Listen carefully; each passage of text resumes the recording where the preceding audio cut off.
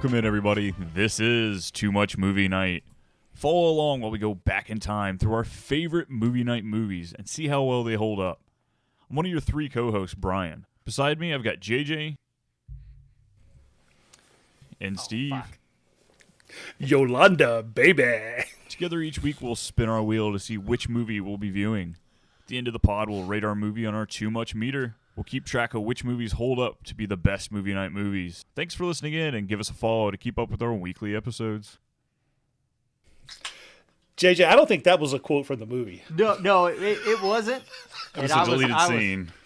I was totally gonna use the other women mean nothing to me. Like, That would have been a good one. a nice beta line, but I'm not gonna lie, I really wasn't listening, and by the time it said my name, I was like, I forgot what I was gonna say, so I just went with the old classic. Oh fuck. Gotta love an oh fuck. You know, it never fails you.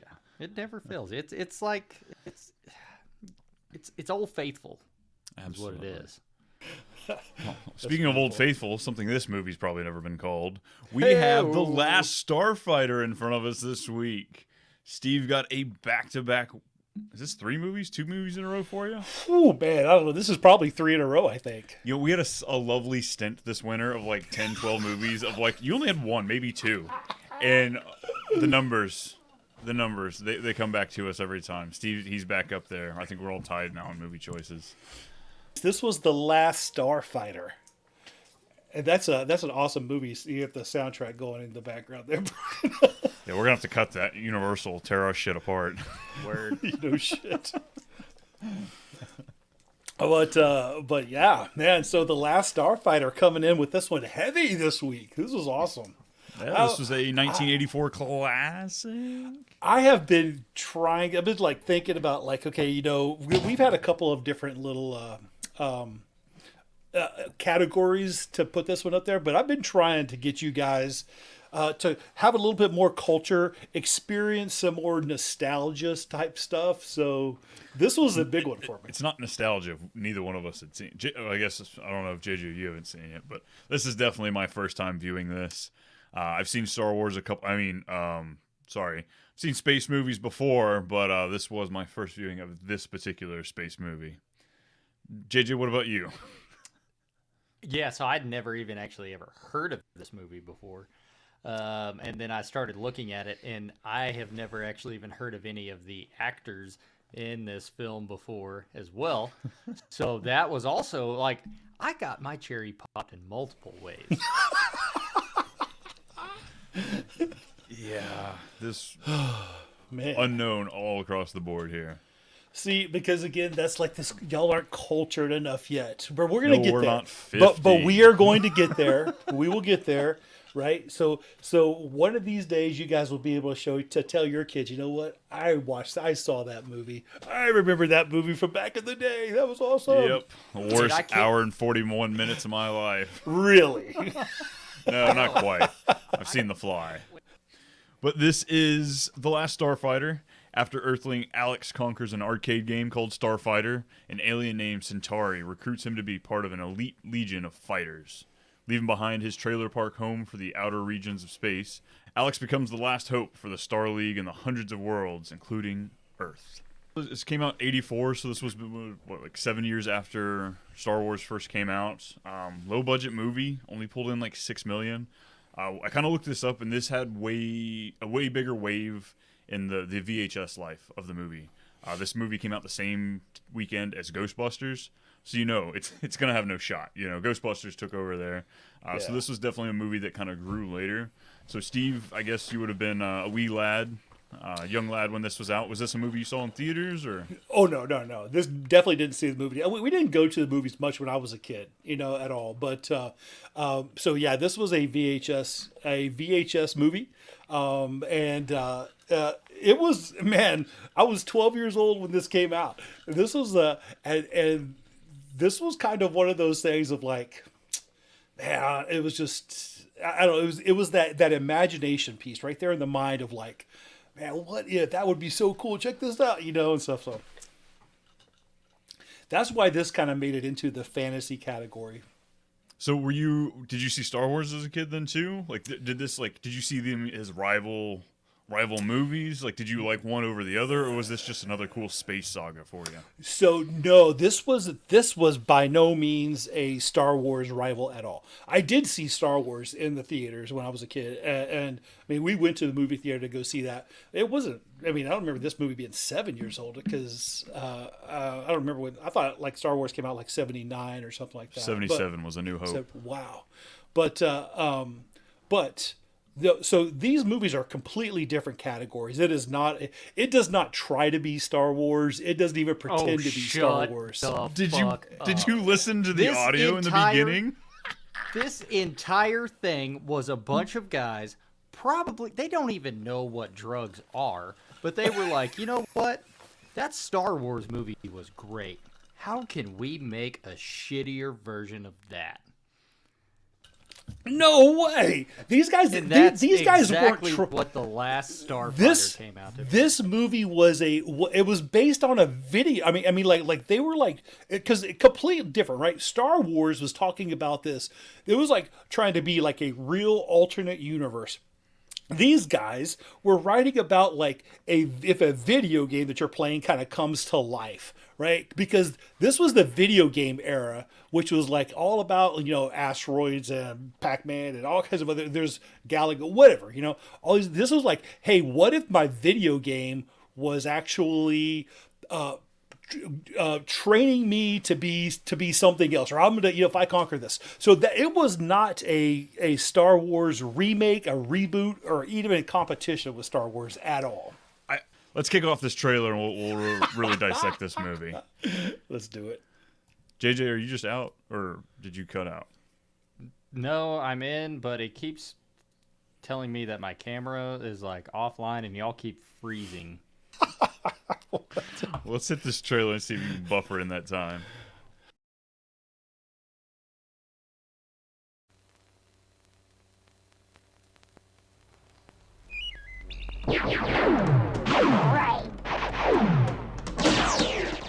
Alex Rogan lives in a small trailer park in the California mountains. He has a dream to go to college. You guys think I'm gonna hang out here, watch you shine your pickup? Forget it, man. I'm doing something with my life. Start a career. You really are leaving here, aren't you? Of course I'm going away. We're both going away. Both of us, Alex. And most of all, to get out. You get your chance. Important thing is when it comes, you gotta grab it with both hands. Then, one night, a mysterious stranger offers Alex an opportunity he never dreamed of. Who are you? I'm Centauri, and you may... No, you must trust me implicitly. Get in. Nothing Alex Rogan has ever imagined could prepare him for what he is about to experience. Hey. Why was Alex chosen?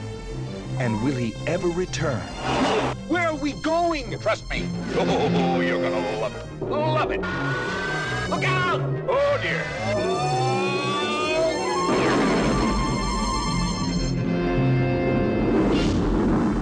The Last Starfighter. His adventure in space is about to begin.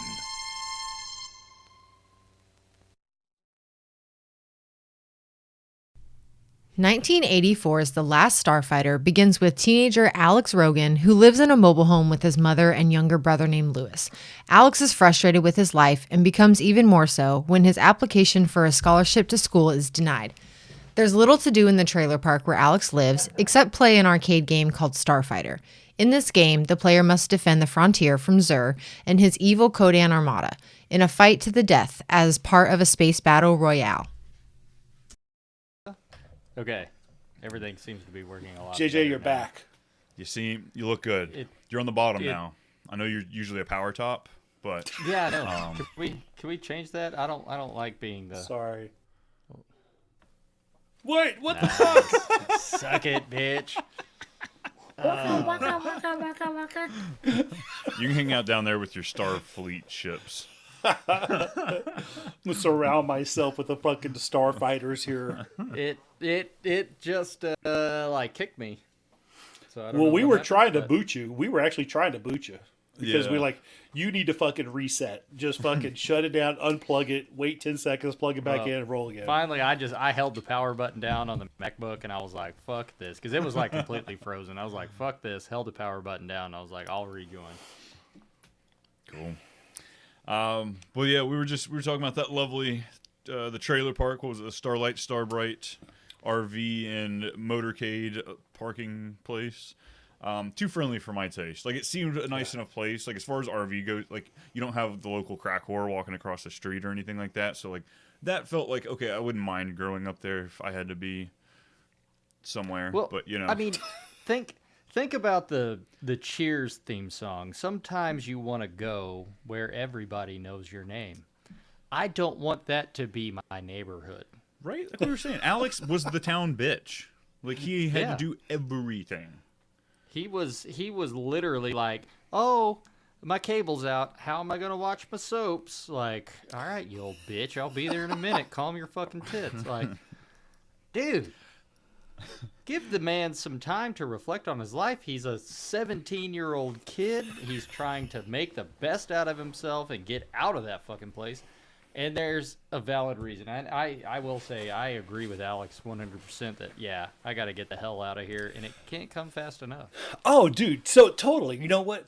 So I'm going to go backtrack. So this movie, I'm going to take a quote from like Big Lebowski. I'm going to paraphrase Big Lebowski a little bit. Like, whoa, no spoilers. That there's the movie that some movies are just the right movie for the right time and the right place, right? And that's kind of what this movie was. You're talking like You're out of your element. You're out of your element, Steve. You're talking like 1984, right? The video game kind of highlight, and here I was like as a 12-year-old watching, like seeing this and like, man, it's like my mind just went crazy about like, okay, wow, what if?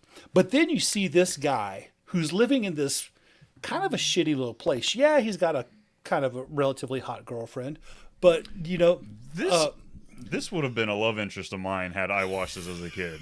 Yes, I she will agree was. with that. She was Pink Power Ranger status. Yes. Yeah. No, I mean, don't get me wrong. Maggie was the shit. And I was like, okay, I was kind of digging Despite her. her doing nothing. I looked to see what she's done. Nothing. She's been in Hollywood the rest of her career, but yeah, she hadn't done shit. Yeah. Nobody has from these movies, as JJ pointed out. But the guy that played Centauri, he was famous well before this. And this was like this was his last movie. And then he died after this movie. So this was his very last movie. He came back at the end of the movie. Spoilers alert. But yeah, do you remember seeing put his face back on? After. And the second one. So wait, his body didn't go into repair? But this movie, right, again, I mean, as a 12-year-old watching this, seeing this stuff, but then you see this guy struggling, that he wants to get out, but he can't. He just keeps getting crushed. Like, oh, got fucking your scholarship fucking taken away, And he is just, and you see he's getting beat down by all these fucking beat up neighbors, right? These neighbors who won't let him. So he's got this shitty job. He can't get anywhere. He is just a depressed fucker. And, his girlfriend is like hanging out, going with the guys because he has to work and shit. Despite the whole, I'm going to keep calling it a town, but the whole town was behind him on this, like, breaking this record on the machine, Like, I was very surprised at, like, I figured the 80s video games are like, I even remember the 90s, people wanted you to stay away from video games as much as you could, but, like, they were all about this and him breaking that record, So, speaking of that scene, when everybody rushes, like, Alex is going to break the record, and then, like, everybody just drops whatever the fuck they're doing, getting out of bed to come watch this. Dozens. So, okay, I know from other movies, and, I obviously wasn't there in 1984, because that's way before my time. Just saying. But was Budweiser, like, Heavy Bud, the only beer that was around back then? Because everybody in the park, in the TP, is drinking Bud Heavies. Dude. Even, like, Grandma, who had, like, was in fear of missing her soaps, comes rushing up to the arcade machine, and she's holding a Bud Heavy. I don't remember any kind. I mean, of course, I was 12 at that point. I don't remember like the light beer craze. I think was just starting to happen, but that was it. Really, it was like Budweiser and Coors, and that was it. Right there, maybe the Beast, Milwaukee's, but this was very Natty? regional. Oh, I don't even think there was the Natty. There were no IPAs. There were none of that shit going on. This was That's just perfectly fine. This was just straight lager, Budweiser, Coors, Miller battling it out, and mostly Budweiser winning as the king of beers. Truly, Well, but I yeah, mean, I was just curious because like everybody is holding, like you don't see the actual label in this. Is it a PG movie or was it PG-13? It's PG. It is PG. This is still when they weren't using PG-13. This was a family film. You don't see you don't see the can actually, but you see parts of the can, and you're like, okay, yeah, that's a fucking Bud Heavy. Everybody's drinking that in the trailer park, so we call it PG, despite also the little kid saying "what the shit." The little kid, because you can't have an '80s movie without a kid cussing and having Playboys. I actually like the little brother. Little brother was one of my favorite characters. When he's going, Lewis. June, where's June? Hello, you. Like that was Yolanda, baby. yeah, Yolanda, baby. He was. I mean, he's a great character. But he really but you're is. right. He was one of those quintessential kind of '80s little kids from like Goonies or this one or anything else like that. So that kind smart of kid. fucking mouth. Right. Man. But yeah, but with Alex trying to get out of there, but he just can't. He's just fucking surrounded by all this shit, and then he goes to break this. He's just like, okay, depressed. All I have is this damn video game, so fuck it. I'm gonna throw everything into this, and hope. I don't know. Well, Alyssa, take us to 2 and we'll find out. Alex has the time and right amount of boredom to master the game. When he achieves the highest score on the game, its creator, a man named Centauri, tracks him down and invites him on a little spin in his car as a congratulations for beating the game. What Alex doesn't know yet is that Centauri is an alien and that his fancy car is actually a spaceship. He abducts Alex, no anal probes though, and replaces him with an exact copy of himself using an android named Beta, so nobody notices Alex's disappearance. Yeah, I'm really glad. Go ahead. I'm glad that she put in that there was no anal probes happening. What, an old man pulls up and says, "Get in my car"? Like that's kind of what I thought. Again, well, okay, this is before I guess the era of like don't get in the car with strangers kind of deal. Like I think we're coming off of like the edge of the like hitchhikers. Like, I'm going to California. Fuck it, let's stick a thumb The out dude's on the side of the 18. Alex is 18, 17, 18 years old. Right, that's right. 18-year-olds have never been abducted. Well, 18-year-old males getting abducted. I mean, this guy's not John Wayne Gacy, I mean, but it was just that's. Look, I mean, it was like he's fine, right? The guy's like, "Hey, hop in the back seat, right? You're gonna be cool, whatever." Yeah, I'm gonna abduct you and take you to outer space. Shit. By the way, this is Beta. He's like, "Wow, what the fuck?" And then the dude gets out. The guy shakes his hand and then bails. He's like, "What the hell's going on here?" No idea what the fuck was going on with that. That's freaky. Yeah. Like, you guys. I was wondering. Yeah, you go. What did you guys think about that? Like, it was. I was kind of putting it together, but so bizarre just seeing that unfold. I was like, wait, what the fuck? This dude just hopped out on the left, and like you're not really seeing anything. He's under the blanket and just moaning. I had this idea that it was like as soon as he got like shocked and everything like that, I was like, I guarantee you he's like copying and like morphing into this person. But I didn't think it would take that long. I was like expecting it to be boom ASAP. Here we go. Like now, I thought it was like C-3PO or something like that, just some like goofy, quirky robot that like zapped him or something like that. But I will say I was really I was fucking pissed because, like I do, the first time I watched this. Okay, the first time in a quarter that I watched this because I couldn't make it through the other quarter. Anyway, the other 3 quarters. But the first time I watched this, I saw the DeLorean and I was like,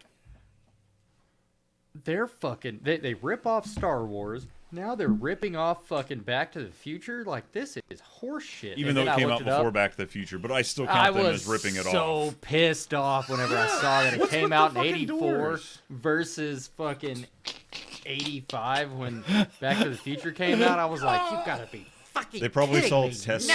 test runnings of Back to the Future. So y'all were hoping that it was going to ripping off fucking. I was so ready to. It was just an rip 80s a new thing that asshole. we found out.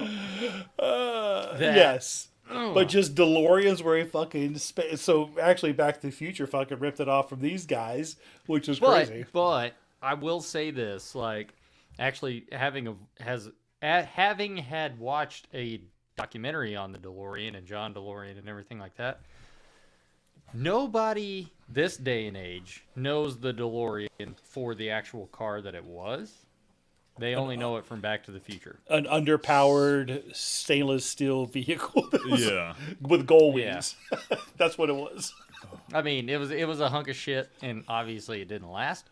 But nobody knows it for the actual car it was, or even from the Last Starfighter. They only know it from Back to the Future. That's so true. that makes me happy. So, did you guys have a problem with the high score process? Because this is pre-internet, so I imagine maybe there's like a built-in million-point high score thing. But how is Centauri figuring out that he broke this high score? Because that bitch isn't plugged in. Like, it's just like, well, I guess I'm okay. So on normal video game machines, like, it's high score per like game console. Or are they called consoles? What are the big ones called? I don't know. Steve, were you a big arcader, by the way? I did. Yeah, I played arcade. Yeah, we had arcades all the time. Yeah. I feel like we missed out on that, JJ. That's why we were fat, our generation, because we have to sit down and play our video game. These kids, they're pumping their legs, they're moving. I mean, I was gonna say I do love the trend that's kind of like been going on for the past couple of years. That's bringing back like these retro bars / restaurants where you go in and you get like good drinks and you have arcade machines all over the place. And they're probably going to play the Last Starfighter like 24/7 in those places. You know, so I've been to a couple of them, and a lot of them are like all-in-one machines where you can like get on and play several different arcade-style games, but they're on that big console. Yeah, I've looked at building them, and they're not hard. Like, it's literally they just have a none of, but none of them have the Last Starfighter on there. So is it really? You know, it's not a real video game. Yeah, that's a cool thing. Atari actually went to go make the game. I guess originally I looked it up, and they said the price that it was going to cost for people to buy the game was going to be so astronomically high that they ditched it and they scrapped it. I guess Atari was going down about this point too. Like, they were coming off their high. Nintendo was kind of taking over. Yeah. But yeah, like I thought that would have been cool. I would have loved to like actually find this game and play it, because I thought the graphics were fun for what they were when you're seeing them in the arcade style of what it was. It wasn't until we make it into space that I start laughing. Yeah, you think of Space Invader. And like the graphics that were on that, and it was like, you know, here's your like 3-bit like little fucking fucking bullshit. And I think like with this graphics kind of doing the same thing, like, yeah, that would have been a fun ass video game.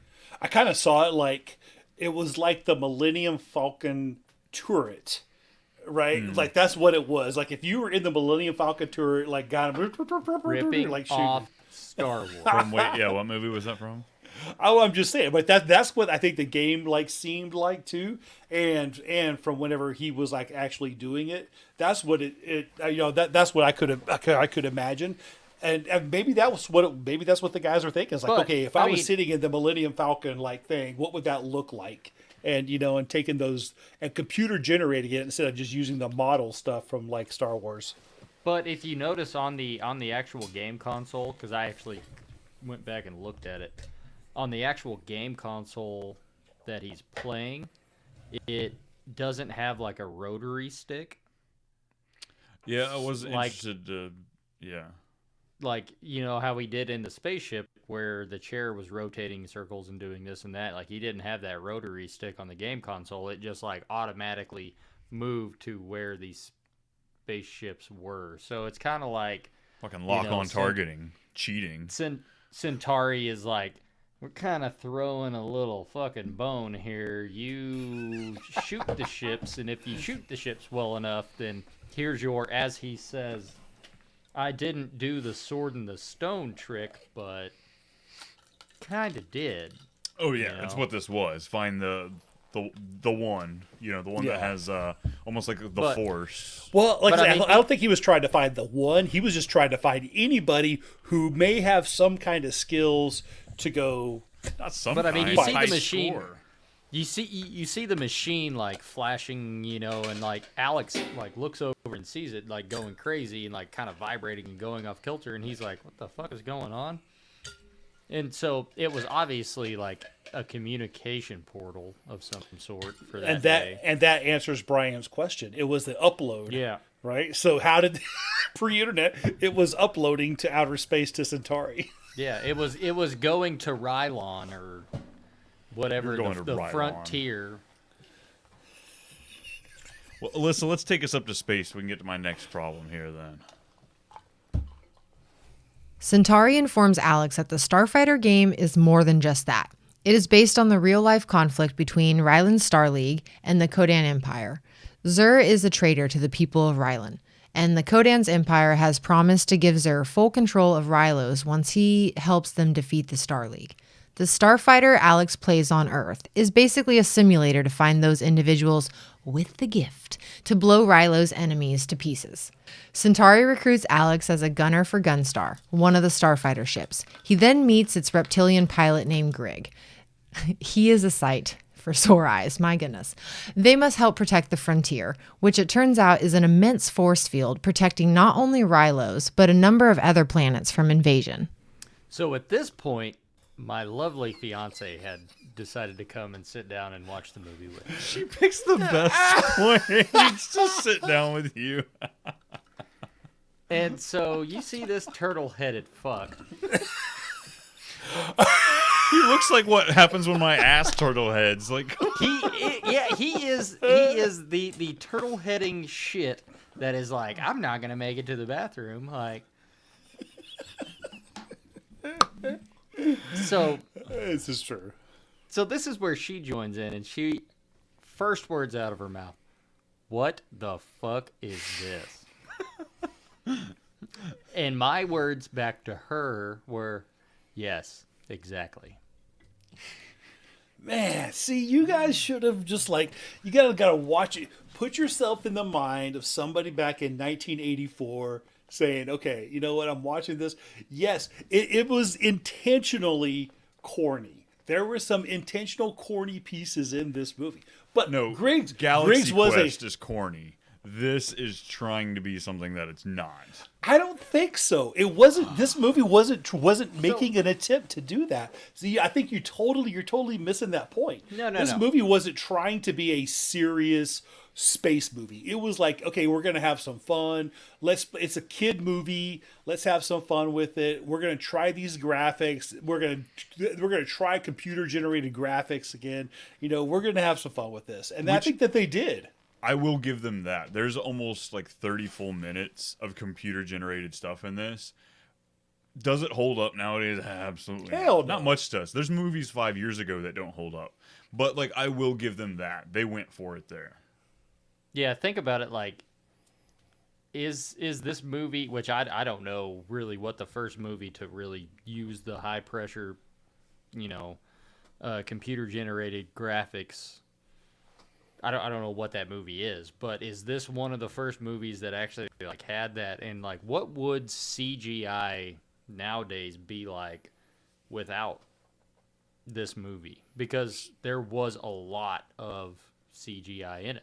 Yeah. I think that there was, and I think of any movies, right? This movie was definitely a product of its era, right? This movie was a product. No, it was 84. No, Steve, you mispronounced that. It's product of their error, not era.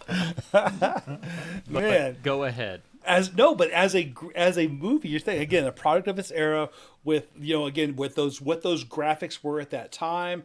They were pushing some boundaries of it. Again, it wasn't trying to be a Star Wars takeover. They weren't trying to build a franchise. This wasn't coming. This wasn't I don't coming know about like that. Bullshit. This whole movie felt like they were trying to open up for Bullshit. multiples. No The bad way. guy escapes. No way. The bad guy escapes. That is totally opening the door for multiples. But they destroyed the complete fucking Kodan Armada. But that's They not completely the destroyed the fucking Death Star. But there was still the Empire. Okay, There's still the bad guy. What's his name? I don't remember. I can't help but compare this to Star Wars, just because I know Star Wars a hell of a lot better. So in the Star I'll shit on Wars Star universe, though. yeah, I mean I can too, but in the Star Wars universe, every alien species has their own language, but it seems to be that like most people can universally understand it, except for the Wookiees. Nobody can understand the Wookiees or the Ewoks. But then Alex can't understand anything that's going on, and they give him this little computer chip that goes on his lapel. I actually love this. So that was a great idea. This and Beta I thought were great. He could understand every species, and that explains it. And I was like, damn, that's a fucking great way to go about this, to where everybody speaks a universal language. But then the ending happens. I know, exactly. You're right. I would thought the was exact like, same thing. Horse shit. Fucking horse shit. I was gonna say, yeah, I did love the collar thing in the Beta. It's something that like I think of those extra steps in a lot of movies, so I like that they did that. Like one of those things, okay, you can't expect all these freaking aliens to be speaking English. And then also like, okay, what happens to the other, like you're supposed to be back at your home, what happened? They put Beta to replace it. So I liked those two aspects. But JJ, you talk about these people, these alien race. What were these people? They were George Costanzanites? Like what were like these balding, like androgynous people, like just like No, it was like George Washington and George Costanza did it. See, here's what it is, right? This movie is about a teenager trying to get out of the place. He does something, he finally gets out, but now he's like, this is about family. This is about struggle to try to get away. And now, that's exactly what it is. They offer him an out, and he says, "No, I want to go home." But so this is the guy, like, because he's balancing. Okay, well, I have my family at home, or I can go live this great life out here. What do I do? I have to be successful. I wouldn't necessarily there is call a it fucking a great life. there is a message in this movie that is beyond like Star Wars All or whatever. He wants to do this is is get away. Struggle. This is a struggle of a teen trying to get out of the place, the shitty place that he grew That's up in. exactly what Star Wars is. Luke is trying to get off of Tatooine. No, he's not. Are you Yeah, 'cause fucking he kidding loves me? it there. All he does is works on his aunt and uncle's fucking farm, and he's like, their I'm bitch. tired of this. I was gonna go to whatever station to go get some power converters, and Uncle Owen is like, nope, you gotta fucking go check on the goddamn droids, you piece of shit. Like, you're a fucking laborer. You're staying here. JJ How is Stroud that was coming any- out a little bit in the movie. I know, right? You little shit. I gotta work in the movie. I gotta shovel peanuts and popcorn. But no, I'm just saying, like, how is this different? Like, This is way different. Alex is the trailer park bitch. Luke was the moisture farm bitch. Luke wants to get out. He can't. Alex wants to get out. He can't. But No, why he does can. And then why all doesn't of he a wanna- sudden, a mystery old man with white hair shows up, and now they're both gone. I like Centauri though. I like that he talked in the third person half the time, and then the other half he didn't. It made it really fun for me to figure out. Wait, is he talking about himself or something? The dude was smart. He was a fast talker. He was a salesman. Okay, so he was a salesman. So why did he talk in the first person to begin with, and then all of a sudden he's now the talking third. with the third? You mean the third He went- person to the first? No, person? he he's went like from he's 1 like to he's 30. like he's like, do you know who I am? And he's like, no, I have no idea who you are. And he's like, oh, I'm Centauri. I invented the Last Starfighter. or the Centauri's Starfighter confused why you wouldn't want to do this. And then, yeah, he all of a sudden, like, the switch gets flipped, and he is now talking about himself in the third person. I was like, I love when he calls him. He's like does it so joyfully and happily, like he's some game show host, but he's essentially calling him a little brat. Like he calls him a little bitch, essentially, for going back. This is the chance of a lifetime. You get to be a greatness, and you want me to take you home? Like I brought you all the way out here, and you're gonna say, okay, fine, all right, let me take you home. Here's this a quarter. It looked like essentially like this tiny little thing, but don't worry. It was a Geopet. Right? Yeah. Here's this Tamagotchi here. Hit me up when. Yeah. So, if I'm being real honest, I kind of got a little child molester vibes from him. Oh That's my just God. our I didn't era. like him. Steve went over that before, JJ. That's just That our is totally y'all's generation. era. No, it's not. Old men pulling over say, "Boy, get in my car. I'm going to take you somewhere." He's probing. Alyssa knows it. JJ knows it. I know it. God. All right, Alyssa, let's go to the next one. When Zur discovers a spy in his ranks, he captures him and records his execution. He then sends that execution to the Star League to watch. Zur next makes plans to use the Kodan's armada to invade Rylon. Alex freaks out at all the drama and demands that Centauri take him home. Back on Earth, Centauri gives him the means to contact him again if he changes his mind. Meanwhile, light years away, a Kodan infiltrator takes out the Starfighter base's defenses. The carnage kills almost all the Starfighters and destroys the Gunstars. Only Grig and one modified Gunstar prototype survive. Alex runs into Beta on Earth, and he contacts Centauri to take him back. Centauri shows up as a Xando Xan assassin and attacks Alex and Beta. Centauri shoots his arm off and then explains to Alex that more Xando Xan will arrive soon. So I love Beta. Beta's little, like, his flashbacks throughout the movie, we had a handful of them. I thought they were fun. Like, the way he just, like, still treated the little brother, just like, shut up, go back to bed. You know, like, he kind of plugged in, like, there was no, like, oh, I'm an alien, I don't understand. Like, he jumped into a lot of those things really quick. Until it came to the ear molestation there. He did not like the lobe licking. What did you call it? The gland, whatever? The glandular, the gland activity or whatever. I don't think, like, Steve, let me ask both of you guys. Were you guys, like, tongue in the ear guys? Was that, like, an early move you guys used ever? No, not something you all tried? No. I didn't know if that was something like an early 80s, maybe. And if it came in the ear, too, it'd be like, apparently be, like, kind of, like, skeeved out, too, a little bit. You know, yeah. Alyssa kind of does that, but it comes more in the form of, like, a wet willy. It's a wet finger in my ear, not so much a tongue, you know? So Alyssa has a dick. No, we're mature. I stick my finger in her mouth when she yawns, you know? We just... Oh, I do that. We're too. children. Like, but no, I mean, I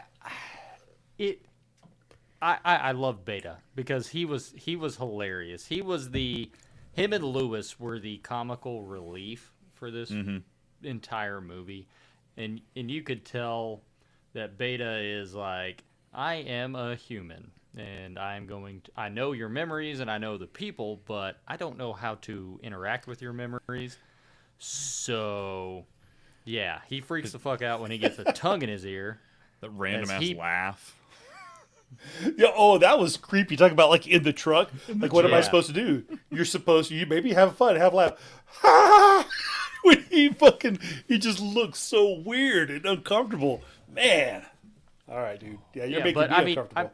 I mean, Beta is probably, like you said, Brian, one of the best parts of this movie, just because of, like, his awkwardness. And I really will say I enjoyed Beta throughout the entire movie. Yeah, I thought those flashbacks, because I found myself growing tiring of a lot of the space scenes. There wasn't a whole lot of dialogue, but there were a handful of, like, longer dialogue pieces. But I didn't feel like they were really doing much with the dialogue. You know, like you said, Steve, this is a kids movie. This was an 80s kind of kids movie. We're looking for something, you know, simple. We're not going for some extravagant plot, but, you know, I found myself getting excited when we were doing these flash scenes, like, what's going on next over there? Like, what kind of little hijinks is Beta getting into next? You know, messing with, what's his name, Otis, the dude, like, holding the pole for him or whatever. Like, there was a bunch of funny little back and forth quips that, you know, I enjoyed. But how quick was Maggie to believe that he was, like, there was no questions at all. He said, I'm an alien, we got to go save your boy.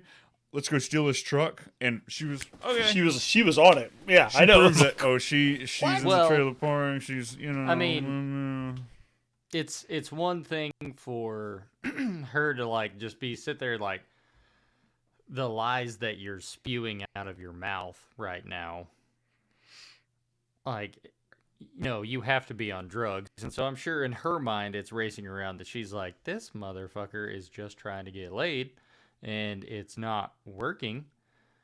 Like, I can't believe he would stoop to that level. And then all of a sudden he gets shot. Are we to that point yet? Yeah. Yeah. Yeah, he shoots his And arm. then all of a sudden he gets shot and he's like, kind of like, he just turns to her. He's like, see, I fucking told you so. Like, I'm a fucking android. Look at me. I have my inside shot out. Clearly, Alex must just be some sort of... Like, Alex is just he's some kink monster, because she must do some weird ear stuff, and the fact that he was repulsed by it, Beta was, that must have been her deciding factor. It wasn't the whole story. She goes, okay, the story makes sense now, because Alex loves a wet ear. He loves a lobe lick, you know. Which she's done that several times before. An ear job, oh yeah. 30 times before is what she said, or something like that. But doesn't she say earlier in the movie, whenever they, like, get into their first, like, big fight, or her and Beta get into the big fight, I'm sorry, that she's like, you take your weird sex kinks or whatever, I can't remember exactly what she says, and like, leave me alone. Well, yeah, because Beta probably tried to kiss her on the mouth, and she liked ear stuff. She probably pulled off a sock and, like, waved her toes at it, and Beta just... I mean, maybe Alex was too busy to worry about the other members of the trailer park, that he did not brush his teeth, and then she didn't want anything to do with the mouth. So she's going just go for the ears. Yeah. I bet Jesus, that's terrible. The Starlight sign's probably the brightest thing in this parking lot. You know what I mean? You know, these aren't geniuses over here. No. But I want to talk about too the assassin that comes for them. How are these guys trained assassin when you know they're coming? You can smell them a mile away, clearly, because all you see Beta doing is, they're around. I'm like, how? These guys are bad assassins. Well, maybe in outer space they don't smell like that. I don't know. Maybe you're right. Air. Well, and also they're not worried about robots smelling them, which apparently robots can smell. He can love too, JJ. He's not a robot. Android. He's he's a full blown, pretty much robot, because he takes his head off, and he starts working on his own ear. Him telling the brother, "You're having a nightmare. Go to bed." I'll tell Mom about your porno magazines. Imagine how traumatizing that would be, like, as a kid, where, like, yeah, you like to look at boobs, and then your actual brother, who you can't see his face, tells you, like, go back to bed, Lewis, or I'll tell Mom about your weird porn mags, and then leaves. And then, like, you're, like, laying down, and you hear something in the bunk beneath you, and you, like, look down, and you see your brother, and then he's like, go to bed, Lewis, or I'll tell Mom about your weird porn mags. Like, that's a mind fuck for a little kid. Oh, he really didn't seem too fazed by most of it. He seemed to, every time chaos was shown in front of him, he usually had his hands above his head and going, yay. Like, alien invasion! Like, he was pumped, man. I thought the kid was cool. You know, little shit maybe. The only way for Alex to protect his family and all of Earth is to become a starfighter. As he speaks, the Zandozan telepathically attempts to shoot Alex again with his severed arm. Centauri jumps in between the two and takes the blast before killing the alien. Alex and Centauri return to the starfighter base where Centauri dies. Alex meets up with Grigg, and the two prepare the remaining Gunstar for battle against the Kodan. Back again on Earth, Maggie, Alex's girlfriend, becomes very suspicious of Beta. She knows something isn't right when the two find a group of Zandozan outside a spaceship near the trailer park. Beta tells Maggie everything. She doesn't believe him at first, but once the Zandozan discover the two and shoot Beta, his circuitry is exposed. Maggie realizes they are in deep Shitsville. They steal a friend's truck and drive it into the Zandazan ship. Maggie jumps out before it hits, but Beta sacrifices his android self and steers it into the ship, destroying all of them. Her laughing at her own jokes. Believe me, I understand that because I love that. Oh, she has a kick up here when she records these. You should hear all the shit I cut out of it. Well, we kind of touched on a good portion of these scenes here, but kind of touching on it, like, I can't believe the guy, he leaves. He doesn't want to actually. Why doesn't Alex want to be this Last Starfighter? I really don't get why he wants to leave there initially. I'm kind of backtracking with this question, but like, you want to leave. You want to go do something else. You've got no prospects. You can't go to the college you want because you have no loans. Your mother doesn't have money, clearly. Like, but I think that's it, right? What, $25? I mean, because he's scared. He's afraid of like leaving his life, of like my family, my little brother, the people that depend on me, my girlfriend. If I go away, I'm not going to have any of this stuff, right? And I'm going to put my life in danger. It's the fucking classic part of like people like, oh, they're going to join the military. They're not going to join the military. It's scary to fucking move away from home. You go to college the first time or whatever else, right? You don't want to go alone. You don't want to leave the only life you've ever known. Yeah. And like, yeah, you think about it. Like me, for example, I wanted to leave my hometown in Texas for the longest time, but it took me until I was fucking 31 until I was like finally like, fuck it, let's go. Actually, I was 30. It's a little scary because now you're out there fucking on your own, and shit like that, and it's like, this is everything I've ever known before. I don't know what I'm getting into. It takes a lot. I mean, now some people do it sooner than others. Some people do it later, but it's just some people when they're 30, some people when they're 18. It just depends. But, yeah. No, I mean, like, it's that kind of deal. Like, yeah, okay, I'm gonna take the plunge. Like, I took the plunge. I moved to Ohio, and I was driving with the U-Haul trailer, and I made it like into Ohio, and I got caught in a fucking rainstorm. And it was like no rainstorm I have ever fucking seen in my life. And I was like, I'm going to die. I immediately regret this decision.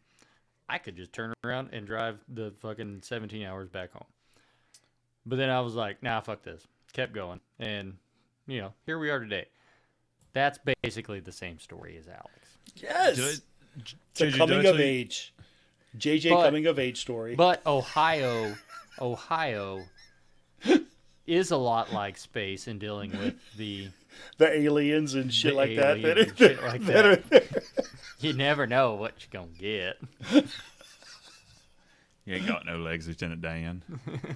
Yeah, some of those too. We doing Forrest Gump quotes. No. JG, did I ever tell you about the fun interaction I had about my leaving Texas trip? So, leaving Texas, going to Virginia, had to make the trips in 2 days. I luckily had somebody on this podcast come out there and help me out. Obviously, I'm telling you this story, so that proves who the other person was. Mm-hmm. And we're driving the SUV with the animals in one, and we've got the moving truck with the car and the trailer behind the truck. And it's one of those, you put up the front two tires in the trailer, and it gets dragged behind. Well, we stopped that first night to go get to sleep for the night, pull up into the thing, make sure the truck's locked up so no one steals my shit. I had like $45 worth of stuff in there. And then we go to look at the car, make sure the car is all good, and check the tire. It's got like the nice chains wrapped around it, and the big ropes that go over the wheel. Looks good, nice and tight. Come over to the other one, look at it. Hey, Dad, did you take off the shit off this tire yet? No, why? Well, there are none. Literally, everything had come off this fucking tire. So it's being pulled by one side of the fucking trailer. This whole section of the car is just dragging. This bitch could have fallen off, caused how many fucking car pile up on the goddamn interstate. Like, and what does he say? He goes, could have been bad. Keeps on walking back to the hotel. We're done for the night. So wait, hold on. To clarify this, right? We had put the things around the tires, the straps around the tires, but did not chain it. So the the ropes or the straps around the tires had pulled off a little bit to where it was kind of thick, but it wasn't chained. And then yes, the car could have fucking just like broke those straps at any time and fucking gone ape shit. But I was like, we were like 850 miles we probably did Yeah. that day. And so it was like, holy shit. Afterwards, like the next day, I was like, oh shit, that could have been bad, right? The next day, I was like, oh fuck. It's like, man, we gotta chain this shit because that was a learning process, right? Okay, a learning moment. Yeah. You tell the cops that in the dead family. Yeah, it was a learning process. My bad. Steve, no, I'm 100% on your side for like. Okay, first off, luckily everything and everybody made it safe, but I am 100% on Steve's side on this because it's like, dude, I just drove fucking 9 hours. Like, that's tomorrow's problem. 100%. Yes. Oh, he totally was. He That totally is was. 'Cause, I mean, tomorrow's he drove the fucking truck the whole time, too. He's just podcasting it up in there. He's like, nope, I'm done. I did the dirty work with the truck. Let's get on. Yeah, it's loaded. I don't give a fuck. We're going back. Pop that is NyQuil tomorrow's PM. problem. We're done for the day. Like, don't even talk to me right now. I'm going to bed. That shit could have been bad, but it's not. It's good. We also we'll fix it tomorrow. we took the cats on that trip. He didn't shit for over 48 hours. When we left Lubbock, he had gone to the Wait. bathroom. The cats, not me. Okay, yeah, that's what I was like. Sorry. I thought I said Sheldon. My bad. Sheldon didn't No, shit. you said the cats. Oh, We took yeah. the cats, and he didn't shit. And I was like, Steve, The entire I'm so time. We sorry. take his box That's into the fucking hotel, nothing. We get to the new place we're staying, nothing. 48 hours, this dude is corked. I felt so bad for him. He peed for 3 minutes straight when he finally did. I think I did too. God. All right, let's Yeah, go to Steve the is probably like, nobody died. Oh, my God. Yes. I got to pee so bad. Oh, God. Let's get to this gunfight. All right, we're back in space, and Team Alex Grigg attack the Kodan mothership with the Last Starfighter and manage to take out its communications. However, they nearly deplete all their weapons, except for the secret one. Once all the Kodan fighters are in range, Alex activates the Death Blossom, which spins the ship in all directions, releasing its hellfire. All the remaining Kodan ships blow up. With its fleet in tatters, Lord Krill orders Zur's execution. However, Zur manages to escape the mothership before Alex takes out its guidance systems, and it crashes into the Rylo's moon and goes boom. So just like the Death Star here, we don't have to blow up anything big. Just this one small little spot of the ship will, take care of this sumbitch. So Lord Krill, she named him the Lord Krill. I guess that was the dude's name, right? Yeah. But JJ, go ahead. What? Well, I was going to say, just like Star Wars, we go through a cavern trying to shoot down the recon person. The worm never showed up, though, so I'll give him that. They Yeah, didn't steal there that was part. no worm, so that's okay. True. I'll give him that. But Alex tries I mean, to bitch out in the asteroid. What's that about? yeah, okay. And first off, that's a fucking like big asteroid. Both in both movies, I will say that. That's a really big asteroid. Is that believable? I don't think so. Do I know? No, I don't know for certain if there's anything out there that big. But that's a JJ's big never fucking been to asteroid. space. Yes. So they fucking hop in this like new prototype ship, hop out, they're throwing it, and he's just like, yeah, Alex, this control does this control does that. You got it. Let's fucking go. Oh, don't touch that. That's a dangerous What's button. this do? No. Right. My Love that we had the turtle Death says no. Blossom.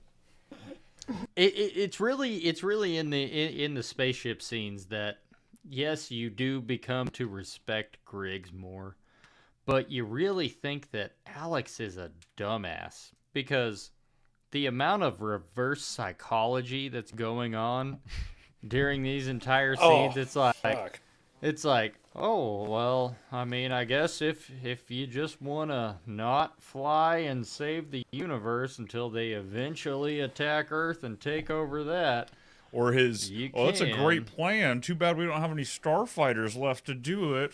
Oh, wait. Yeah. But then Alex is just like, oh my God, you're right. I gotta save the universe. It's like, Jesus, dude, come on. See, that's the brilliance and the psychology of this movie, No, right? slide back to freaking Maggie. Maggie does the same thing. What does she say? She tells Beta that, oh, you look spaced out. Or, wow, Alex, you seem like you're just a million miles away when she's talking to Beta. I'm like, oh my God, yeah, we get it. He's fucking, it's not him. You get, like. He's in outer space. Yeah, it was just one of those, like, come on.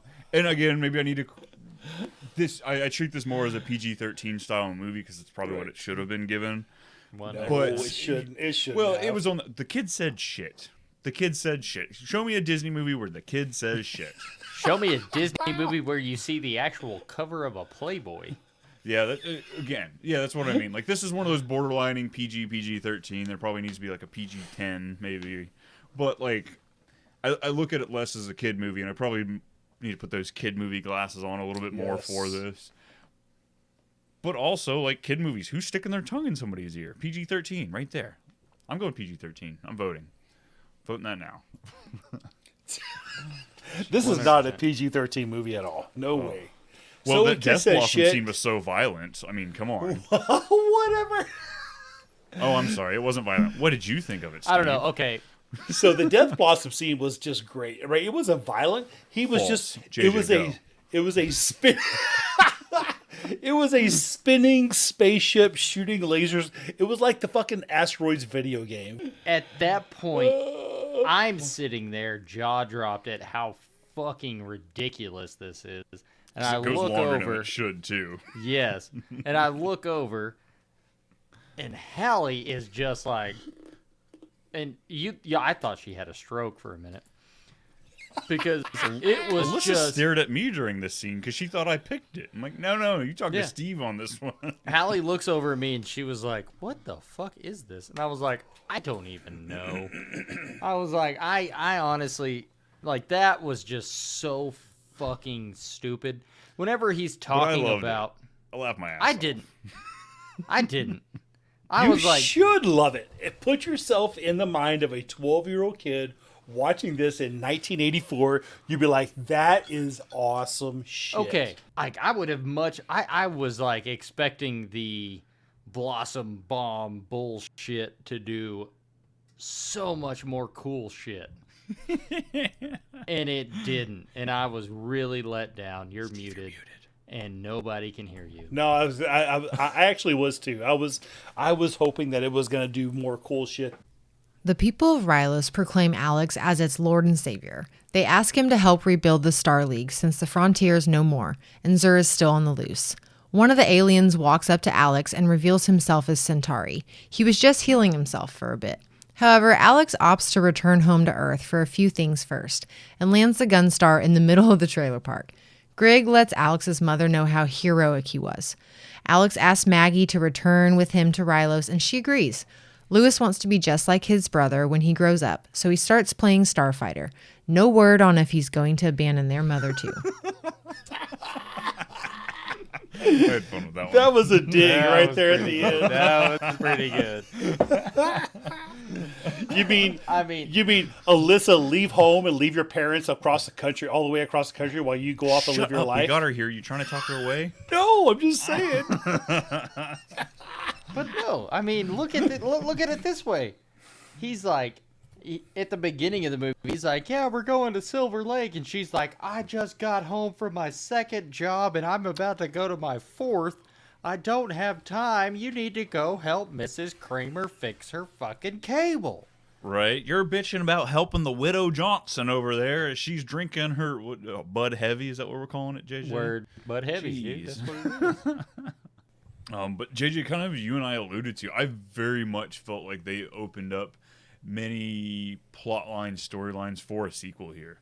Oh, I yeah, very much would 100%. be interested to kind of researching how What much happens- in talks that was. What happens to Czar? Where does Zur. he end up? Zur. Sir. Same thing. It's irrelevant at this point. Kind of like this movie. No. No, I've actually seen that this has been tried to be acquired by many people. They've tried to do a reboot or remake of this movie. I actually even saw that Seth Rogen at one point tried to acquire the rights to this movie to redo it. Why? Why would he do that? Because it's a great fucking movie. He's got the nostalgia. He's old, you know. I was actually thinking about it though while watching this, like, because Hollywood is all about the reboots nowadays. Nobody has original talent to make up something new, so let's reboot something. I think this would actually be a very, very good movie to reboot.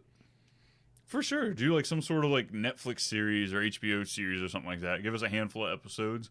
Let's not go so serious that it's a movie or a sequel or, you know, like a trilogy or something like that. Give me a handful of episodes, some cool starfighting stuff. Maybe push a little bit more, kind of, Steve, how you're talking about this is more of a video game movie than a space movie. But yeah, maybe hit me a little bit harder with the video game aspect of it. But yeah, I can see myself liking it. But fix the fucking CGI because it looks like shit. Well, I mean, don't go into like when Tron did their reboot, like that was fucking terrible. Terrible. But I mean, like, if they were to do a reboot of this, like, I would 100% watch that. Brian, I'm ready to get into some fucking to some ratings here. Let's slice it up then. Here we go, folks. I know you've been holding on this whole episode, listening to us going back and forth, and it's time for the too much meter. Let's bust it out. No, we don't have music. Sorry. No, but yes, our too much meter. Our too much meter is it's the way we gauge our movies, because you know what's better than judging things. That's what we do here at Too Much Movie Night. We're gonna judge on these movies, see how well they hold up. Are they how movie night worthy are they? We do that on a pizza slice scale, 0 to 8 slices. A 0 slice movie is going to be no offense to Greg, but honestly, a 0 slice movie is gonna be having a face looking like him. Steve, you hit it there. That's just and an 8 slice movie is gonna be grabbing your girl Maggie, hopping in your jet, and shooting off into space, being the new coach, the new leader, the new head honcho of your space academy, if you will. While she's licking your ear. Oh yeah, he loves a good yes, sir. In and out. So Steve, this is gonna be your movie. You wanna start us off with our ratings? You wanna end it? You wanna go second? You know what? Here. I'm going to let you guys go first, and then I'm going to wrap it up. As always. Anytime Steve gets a movie, he goes last. He needs that last word to make sure that he knows people, like, all right, it's not the worst thing in the world. There might have been a good spot on it. We'll start us off then. Go ahead. So, tell these people what they want to hear. As you've heard me say prior in this podcast, that it is basically a real shitty version of Star Wars. And if you try to refute that, I will come back and tell you that every scene almost lines up word for word. Except for the ending where he comes and picks up the girl because Leia is already with him, but they don't know that they're brother and sister at that point, so it's kind of weird. But we'll get into that. Us about Star Wars. We'll get into that later. You know, it's a kid's movie. I will say that. And I went into it with the mindset of it's a movie, not that it's a kid's movie. So I wasn't really accepting of that fact that, yeah, this is stupid, and I'd never really see any of this happening. And I started breaking it down in my head way too early. But then I started thinking about it. Yeah, it's a kid's movie. But all of those things still apply. So I mean, the graphics for that time period are pretty damn good. They incorporate CGI into it, and they let it go. But they're still terrible. So for that, I'm Beta gave me some hope. Lewis gave me some hope. I'm gonna give it 1.5 slices. 1.5 slices just because of Beta and Lewis. Nice. 1.5 slices. Sweet. Well, JJ, let me break down a real slice score here. No, I'm just kidding. You did all right. I rambled a lot. I'm okay with that. So I I won't say I enjoyed this movie. But I guess I enjoyed watching this movie. It was an interesting sneak peek, I guess, into a dabble of Steve's childhood, the 80s childhood. Seeing what could have been from a arcade-based game. But the music, the scoring, some of the ideas, there was just so much dripping with Star Wars. And Star Wars just has such a stranglehold on that genre. Even Star Trek, but just Star Wars alone screamed this movie to me. Alex was for me. There was so many just, I guess it is a kid's movie, but it was very simple. Very kind of like our movie last week. It was just, there wasn't a whole lot going on here, but I felt like we tried to push it more in this movie. There was a lot. But yeah, it's a lot of CG work. Didn't mind it, but it doesn't hold up now. So it's painful to watch now, which, it's a disservice to the movie. It hurts this movie watching it, but it's the brutal truth of it. It is what it is. You got that there. So I'm going to go a little higher than you, JJ. Beta alone gave me a slice. Little brother gave it a slice. Maggie's going to get a half a slice. I'm going to give this a 2.5 slice movie. It wasn't the worst thing I've ever seen. I probably won't go back to the well and check it out again. But if somebody ever asked me, hey, Brian, I saw on Too Much Movie Night, you guys did The Last Starfighter. I've never seen that shit pile, but should I watch it? You know what? You check it out and then listen to this episode. It'll make it a lot more fun. But I'm going to leave you with a 2.5 slice. Steve, you clean up this movie. No, Brian, I love that, man. Actually, you know what? I love you guys' takes on this stuff because I think that it really shows a lot of, I don't want to say the generational type stuff, but just like what you guys grew up with, what you guys have seen, and how you view movies today. This movie, I mean, I know you guys are saying like all the similarities between Star Wars, but this movie is not a Star Wars reboot at all. This movie is, I mean, it takes it in a different level. This movie to me takes it in a comical sort of way. It's not trying to be serious. It's trying to be fun. It's trying to be lighthearted. It's almost a little bit absurd in some ways, right? A little bit, right? It truly is. But even whimsical, and stuff like that. But at the same time, though, it still brings a message. I mean, like this little bit of message about the struggle of like trying to get out of the town and the family and that pool that kind of brings it into it. And as a kid watching this movie, I really kind of felt that from being from a shitty place, from growing up in a kind of a shitty place, wanting to get out of it, but then saying, okay, well, if I go, then what am I leaving behind? And all that sort of same thing. It kind of rang true for me too. And it does bring in a lot of, it's lighthearted, and it doesn't. I don't think it pretends to be anything else but that. It's still fun. Is it a great movie? No. Is it a really good movie? Yes, it is. With that, it's a 4.5 slice movie. It's above average. It's a 4.5 slice movie. With my 2.5, JJ's 1.5, and Steve's 4.5, it's going to give us a average score of 2.83. And you say, Brian, but where does that line up? Oh, folks, hold on here. Well, out of those 27 movies, it looks like we're looking at Last Starfighter is number 25. It's fifth from the bottom. Yes, it is 25th best. Top 25 movie. That's pretty good in some circles. Stay tuned in a few more weeks, and it's going to keep dropping, I'm sure. Better than what? It is better than Friday After Next and The Fly, but not quite as good as Spies Like Us and The Great Outdoors. Steve, you got quite a few movies down here. Hey, you know what?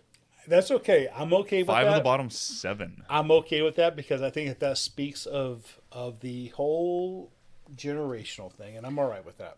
Honestly, if you didn't have Hot Fuzz, you would be hurting right now in these movie choices. Dude, yeah, look at Bridesmaids. Look at Bridesmaids. You didn't even pick that. You didn't even pick that. That was a spouse pick. Brian, I see your name in one of the top 10. One of top 10. So I got a hefty amount up there in the top. Keep going. I don't know what you're talking about. Keep going. I don't know what you're talking Keep about. going. The top 3, I believe. 1, 2, 3. I don't know. My internet cut out. Oh no. Oh no. Somebody has great movie choices. So, folks, you're going to find us everywhere, all over Spotify, Apple Podcasts. We are now on Amazon. We are now on a couple other affiliates, actually. And video. Check out over... that Brad Pitt lookalike contest. Hey, thanks, Steve, question. Steve. This outro, is this from Starfighter or Star Wars? This isn't from Starfighter. Yes, it is. This is the freaking main movie. I believe that. I believe it. It definitely wasn't from Star Wars. But it sounds